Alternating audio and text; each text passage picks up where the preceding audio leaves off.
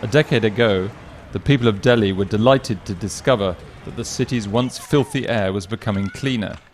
India's capital was converting buses and taxis so they used compressed natural gas, CNG, a relatively clean fuel, instead of diesel. Delhi also built a metro system and new roads and flyovers to ease the traffic. But now the dirty air is back. Delhi, like Beijing, is again one of the world's most polluted cities. Scientists and environmental campaigners say the worst hazards in Delhi's air are the tiny particles of dust and smoke. What we are breathing today is a cocktail of mixture of pollution and deadly and very poisonous pollutants. It's very clear today Delhi is facing what we call is a multi-pollutant crisis. When several pollutants together, and all of them are pretty hazardous, they go up together and manifold. And they're so toxic that over a longer period of time, they can even trigger cancer. And along with that, there is ozone, nitrogen oxide, carbon monoxide, benzene, and range of other air toxics. So clearly you can understand that if our breath is laced with this cocktail of deadly pollutants, what it's doing to our health.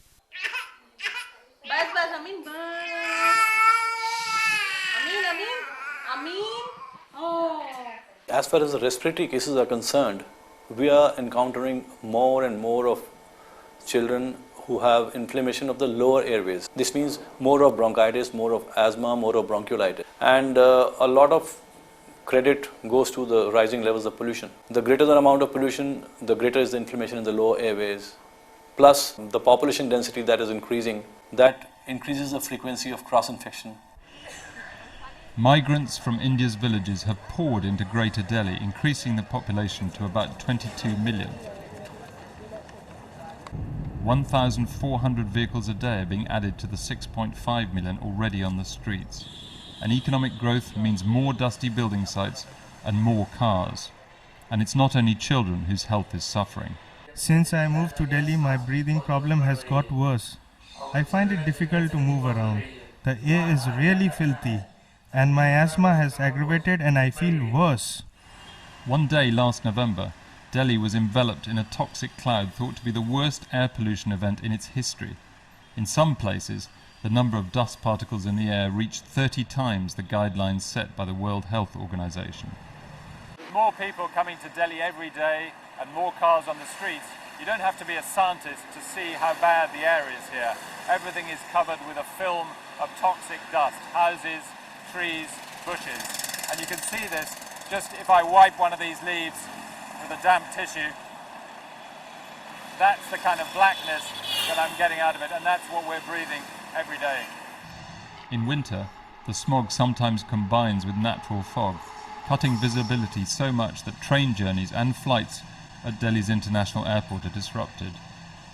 Business has now joined the call for action to deal with the menace of dirty air. Well, business has been a part of the problem, but I think they are more and more getting into being part of the solution. I say this because businesses have to suffer the cost of all this pollution also. They have to, of course, suffer the cost because their employees fall sick, so there's loss of productivity, the health cost is there. And I see a lot of businesses consciously understanding that all, and not just air, but air, water, land pollution, if they continue like this, it will be a liability for them. The Delhi authorities say they are taking action. There are environmental clubs in schools and new roads to reduce the number of trucks in the city. We are working on a 5-year action plan. It's a big action plan involving several departments, including Public Policy Department, Transport, promotion of non-mechanized vehicles. That is under consideration, and any time it would be considered by the government. It is almost on the verge of finalization. The Delhi government and the city's businesses have plans to tackle the growing problem of air pollution. Here on the other side of this road, they're building a new metro line that should help to ease the traffic congestion. But this is a metropolis that is one of the world's largest and one of the dirtiest, and it's likely to stay that way for many years to come. This is Victor Mallet for the Financial Times in Delhi.